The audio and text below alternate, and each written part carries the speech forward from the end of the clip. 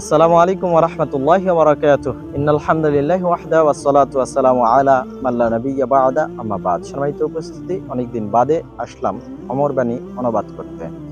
মালিক ইবনু দিনার রাহিমাহুল্লাহ অনেকদিন পূর্বেই ছাত্রদেরকে, শিক্ষার্থীদেরকে উদ্দেশ্য করে বলেছেন যে মান তালাবাল ইলমা লিনাফসিহি, যে ব্যক্তি তার নিজের জন্য ইলম অর্জন করে, ফাল কালিলু মিনহু ইয়াকফি, তার জন্য অল্প ইলম অর্জন করাই যথেষ্ট হয়ে যাবে। কেউ যদি আত্মকেন্দ্রিক হয়ে যায় ইলম অর্জনের ক্ষেত্রে, তাহলে সে জেনে রাখুক অল্প ইলম তার জন্য যথেষ্ট।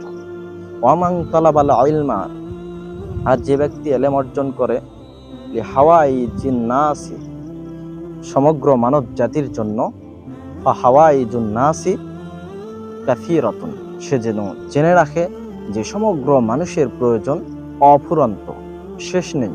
তাই তাকে ইলম অর্জন করতে হবে অফুরন্ত। ইলমের পথে তাকে সর্বদাই থাকতে হবে। সম্মানিত উপস্থিতি, মালিক ইবনু দিনার রাহিমাহুল্লাহর এই উক্তি থেকে আমরা বুঝতে পারছি, যারা আমরা শিক্ষার্থী রয়েছি, বিশেষ করে দ্বীনে ইলমের পথে যারা পা বাড়িয়েছি, তাদেরকে ক্লান্ত হলে চলবে না, তাদেরকে অল্প ইলম অর্জন করলে চলবে না।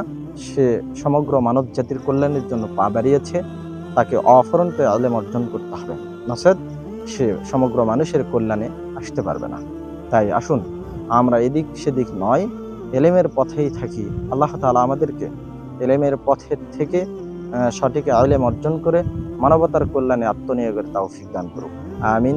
ওয়া আখিরু দাওয়ানা আনিল হামদুলিল্লাহি রাব্বিল আলামিন। আসসালামু আলাইকুম ওয়া রাহমাতুল্লাহি ওয়া বারাকাতুহু।